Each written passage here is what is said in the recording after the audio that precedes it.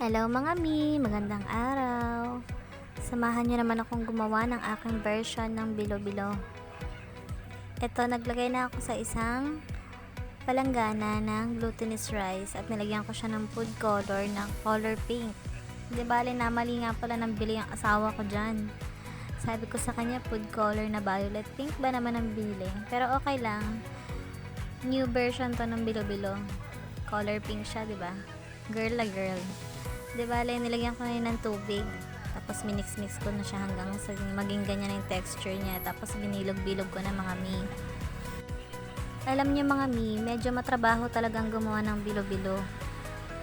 Kasi kagaya nito, yung glutinous rice, tsatsagain mo siyang bilugin ng isa-isa at maliliit. Pero pag natapos naman siyang lutuin, worth it naman kasi napakasarap. After ko nga palang mabilog yung mga glutinous rice, di bale, binalatan ko naman tong mga kamote. 4 na pirasong kamote nga pala tong nilahok ko sa aking bilo-bilo. Tamang dami lang pala yung niluto ko ngayon ng bilo-bilo mga mi, kasi hindi namin ito mauubos kapag sobrang dami.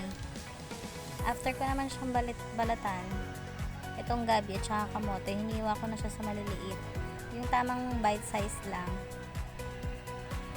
Ito, hinihiwa ko na rin pati yung kamote. Hinihiwa ko na siya ng mga maliliit. Medyo pinas-forward na nga natin to mga mi. Kasi ang tagal-tagal nitong hiwain talaga, promise. Sa dami ng hiwa nito eh. Inabot na yata ako ng 1 oras sa paghihiwa pa lang. After nga pala nun, ito naman, nasa saging naman tayo. Binalatan ko na siya at hiniwa ko na din ng maliliit. Kailangan talaga ganyan yung size niya. Maliliit yung hiwa. Pero yung katamtaman lang naman.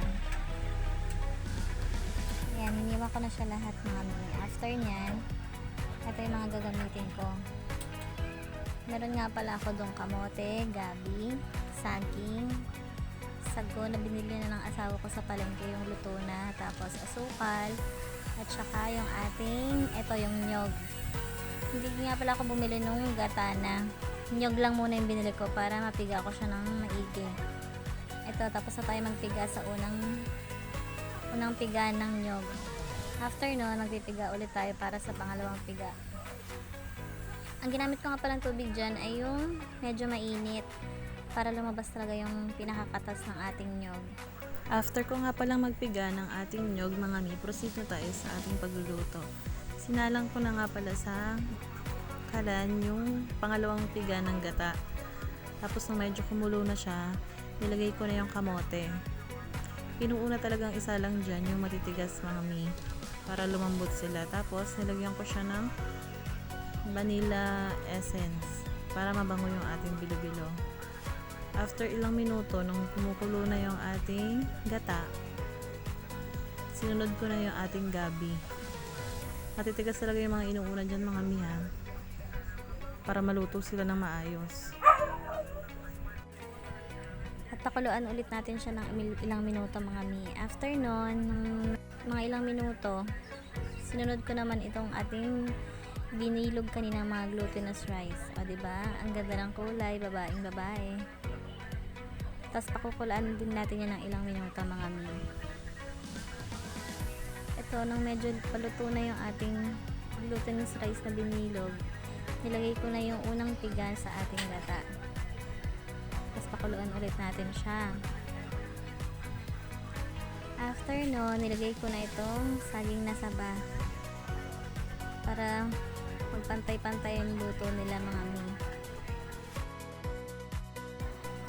Nilagyan ko na nga rin pala ito ng asukal mga mi. Mga 2 cups lang na asukal. Wash nga pala yung ginamit ko at hinalo-halo ko ulit siya.